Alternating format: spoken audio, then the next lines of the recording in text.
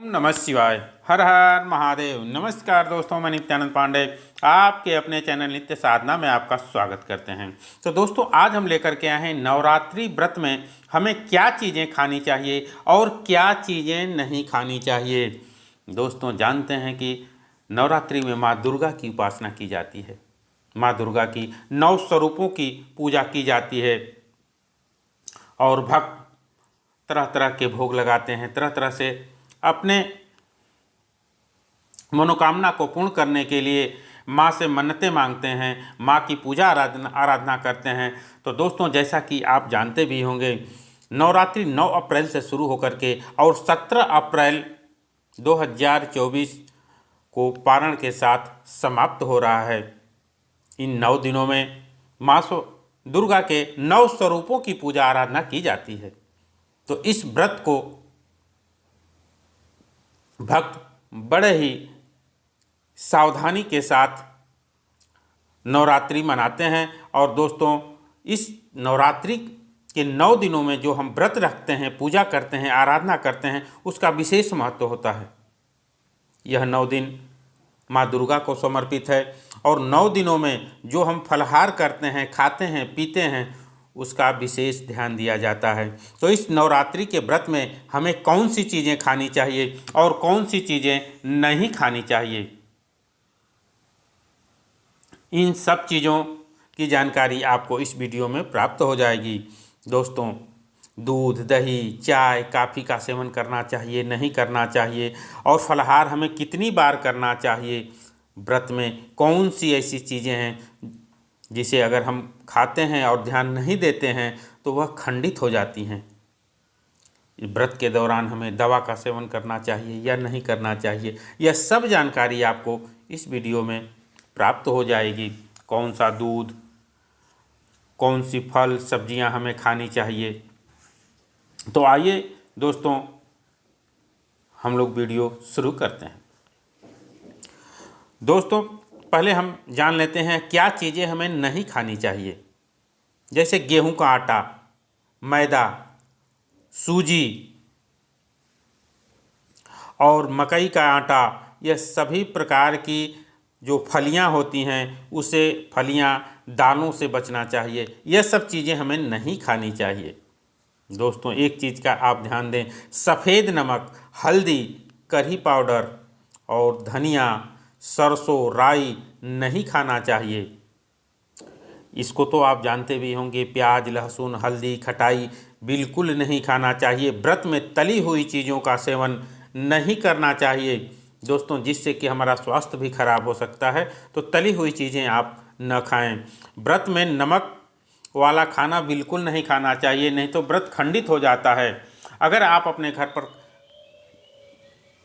अखंड दीप जलाए हैं तो दोस्तों, एक चीज़ का ध्यान दें, अखंड दीप जलाए हैं तो दीपक का ध्यान देना चाहिए और घर को बिल्कुल छोड़ करके नहीं जाना चाहिए, क्योंकि माँ दुर्गा का निवास होता है। आपके घर पर अगर किसी को बुलाते हैं और आप खुद घर सोचिए कि घर छोड़ करके चले जाएं, तो ऐसा नहीं करना चाहिए। घर को बंद करके कभी कहीं इधर उधर उन 9 दिनों में नहीं जाना चाहिए। व्रत में दोस्तों, जैसा कि आपको कमेंट आ रहा था आप लोगों का कि व्रत में दवा खा सकते हैं कि नहीं। अगर दवा ज़रूरी है स्वास्थ्य के लिए तो व्रत में दवा आप खा सकते हैं, क्योंकि माँ दुर्गा सब चीज़ें जानती हैं। तो आप दवा का सेवन कर सकते हैं। अगर ज़रूरी न हो, बचने योग्य हो, तो दवा का सेवन मत करिएगा। दूसरी चीज़ दोस्तों, व्रत में यह 9 दिनों का व्रत होता है। फलाहार पर अगर आप नहीं रह सकते तो एक टाइम मीठा भोजन आप कर सकते हैं। अगर 9 दिनों का व्रत लिए हैं, आपकी शारीरिक स्थिति नहीं है सही है, तो आप एक टाइम मीठा भोजन यानी बिना नमक वाला भोजन आप कर लें। नहीं तो अगर 9 दिनों तक अगर फलाहार पर रह सकते हैं तो फलाहार करके आपको रखना चाहिए। व्रत में कितनी बार खाना चाहिए? तो दोस्तों, व्रत में 2-3 बार आप मुंह जूठा कर सकते हैं। ऐसा नहीं करें कि व्रत में बार बार मुंह को जूठा करें, तो उस व्रत का कोई फ़ायदा नहीं होता है। तो ऐसा नहीं करना चाहिए दोस्तों।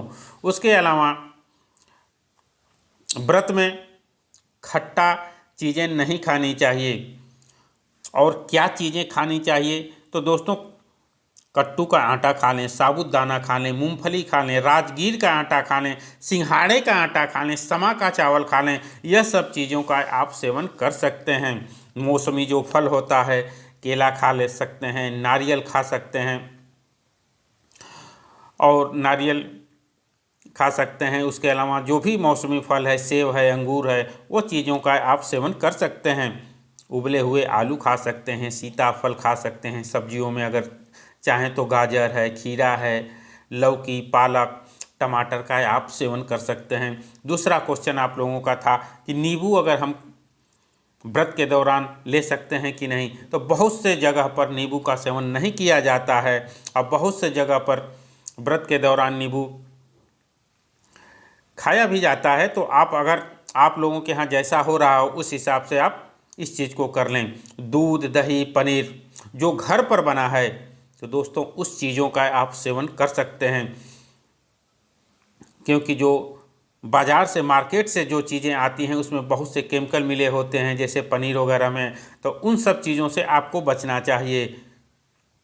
मक्खन है, घी है, लस्सी है, तो बाज़ार का आप लोग सेवन ना करें। घर पर शुद्ध अगर बना सकते हैं तो उसका सेवन आप कर सकते हैं। हरी मिर्च है, हरा धनिया है, अदरक है, ये सब चीज़ों का आप सेवन कर सकते हैं।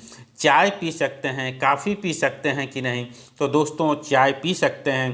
काफ़ी देखिएगा उसमें बहुत सी चीज़ों का जो काफ़ी आ रही हैं उसमें बाज़ार से, उसमें केमिकल मिले होते हैं। तो अगर काफ़ी पीने चाहें तो आप उससे थोड़ा बचें। इन 9 दिनों में काफ़ी का सेवन न करें। अगर शुद्ध काफ़ी आपके पास है तो इसका सेवन आप कर सकते हैं। उसके अलावा जो भी आपके पास मिल रहा हो, मौसमी फल, अंगूर, संतरा, पपीता, मूंगफली, शकरकंद, तरबूज, इन सब चीज़ों का सेवन आप कर सकते हैं। दूसरी चीज़ बताना चाहूँगा दोस्तों, कौन सी ऐसी 3 चीज़ें हैं जिसे खाने से आपका व्रत खंडित हो जाता है और आप इस चीज़ को ध्यान भी नहीं दे पाते हैं। आप सोचते हैं कि मैं 9-10 दिनों तक व्रत रखा हूँ। तो दोस्तों इन चीज़ों का ध्यान दीजिएगा। व्रत के दौरान आप पेस्ट का इस्तेमाल न करिएगा। जो आप रोज़ ब्रश करते हैं उसका सेवन यानी ब्रश मत करिएगा। व्रत के दौरान आपको दातुन का इस्तेमाल करना चाहिए। इन चीज़ों का ध्यान देना चाहिए और खट्टे फल का सेवन नहीं करना चाहिए। और जो भी बाज़ार की चीज़ें आप ले आते हैं, सेवन करते हैं, चिप्स वगैरह, इस सब चीज़ों का सेवन नहीं करना चाहिए। ब्रेड वगैरह का सेवन आपको नहीं करना चाहिए। दातुन का प्रयोग आप ध्यान दीजिएगा, दातुन का प्रयोग करना चाहिए। और अष्टमी के दिन नारियल नहीं खाना चाहिए। इन चीज़ों का ध्यान दीजिएगा। अष्टमी के दिन नारियल का सेवन न करें। कांसे के पात्र में आपको भोजन नहीं करना चाहिए। यह जो मुख्य 3 चीज़ें थी मैं वो आपको बता दिया हूँ। इस चीज़ों का ध्यान देना चाहिए। अगर शुद्ध काफ़ी आपको मिल जाती है तो उसका आप सेवन कर सकते हैं, नहीं तो आप काफ़ी का सेवन न करिएगा। तो दोस्तों वीडियो कैसी लगी, जानकारी कैसी लगी, कमेंट में ज़रूर बताइएगा। मिलते हैं कुछ ऐसी ही ज्ञानवर्धक वीडियो के साथ। धन्यवाद।